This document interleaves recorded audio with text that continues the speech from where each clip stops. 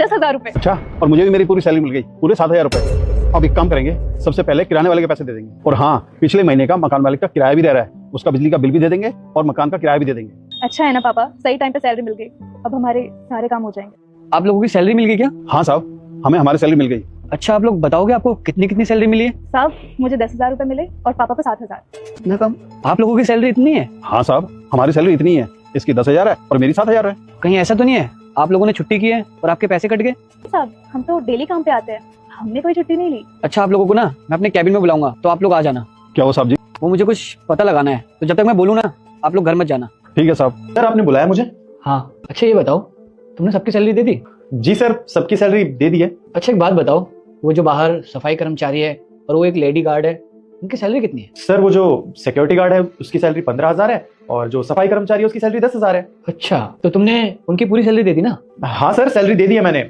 आप ये क्यों पूछ रहे हैं? जरा आप दोनों अंदर आना। अच्छा, आप दोनों लोगों की सैलरी कितनी है? जी साहब, मेरी 7,000 रुपए सैलरी है। साहब मेरी 10,000 रुपए। जब इनकी सैलरी 15,000 रुपए है और इनकी 10,000 रुपए, तो तुमने इनको पैसे कम क्यों दिए? सर एक्चुअली बात क्या है ना, मैं आपको बताता हूँ। मुझे इन दोनों से कुछ पैसे लेने थे, वो इन्होंने मुझसे उधार लिए थे। तो आप लोग यहाँ क्यों खड़े हो? आप बाहर जाओ, मैं सर से बात कर रहा हूँ। अच्छा, मैं उन्हें बाहर भेज दूं ताकि तुम कोई ना कोई बहाना बना दो। ये दोनों कहीं नहीं जाएंगे कि इनके साथ कब से तुम गलत कर रहे हो। हमने कब आपसे उधार लिए? हमने तो कोई उधार नहीं लिए।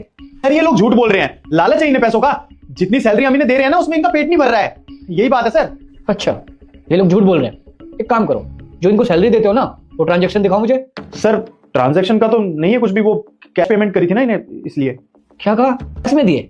एक बात बताओ, जब सबकी सैलरी अकाउंट में क्रेडिट होती है तो इनको कैश क्यों देते हो? अब समझा मैं, इसमें तो दोगे इनको सैलरी ताकि इनके पैसे खा सको, है ना? अरे इन्होंने अकाउंट नंबर ही नहीं दिया अपना, तो मैं क्या करता? मैंने तो बोला था कि अकाउंट नंबर दे दो, अकाउंट में डाल देता हूँ तुम्हारी सैलरी। नहीं साहब, हमने तो अकाउंट नंबर दिया था, लेकिन सर मैं तो शर्म करो, तुम्हारी सैलरी 80,000 रुपए है और इनकी 15,000 20,000 रुपए, उसमें से भी पैसे खा रहे हो। तुम जैसे लोगों से ना 4 गुना ज्यादा मेहनत करते हैं, दिन रात काम करते हैं सिर्फ अपना घर चलाने के लिए, और उनमें से भी तुम जैसे लोग ना इनके हक के पैसे मार लेते हो। जरा से भी शर्म नहीं आती क्या? सॉरी सर, वो गलती हो गई, माफ कर दीजिए। इस चीज की माफी मांग रहे हो तुम मुझसे? इनके हक के पैसे खाए उसके, या मुझे धोखे में रखा? मैं तो तुम्हें कभी माफ नहीं करूंगा, लेकिन हाँ, आज तक जितने भी पैसे इनके हक के खाए ना, वो इनको लौटाओ, वरना अभी पुलिस को बुला के तुम्हें जेल भिजवा दूंगा। जेल क्यों सर? मैं प्रॉमिस करता हूँ मैं इनका एक एक पैसा लौटा दूंगा। प्लीज माफ कर दीजिए, आगे से ऐसी गलती नहीं हो। गरीब के हक के पैसे मार सकता है, वो तो मेरी कंपनी के साथ पता नहीं क्या क्या कर सकता है। चुपचाप इनके पैसे लौटाओ और यहाँ मेरी कंपनी के आसपास दिख भी मत जाना। निकलो यहाँ से। आप लोग बिल्कुल भी टेंशन मत लेना, आपके आज तक जितने भी पैसे उसने खाए हैं मैं आप लोगों को दिलवाऊंगा, और आज के बाद इस कंपनी में किसी के हक के पैसे कोई नहीं मार सकता, इस बात की मैं गारंटी देता हूँ। अगर महादेव जी का मुकाबला स्पाइडरमैन से हो जाए तो महादेव जी को जिताने वाले वीडियो लाइक करके कमेंट में रेड हार्ट भेजो, और स्पाइडरमैन के फैंस सब्सक्राइब करके ब्लू हार्ट भेजो।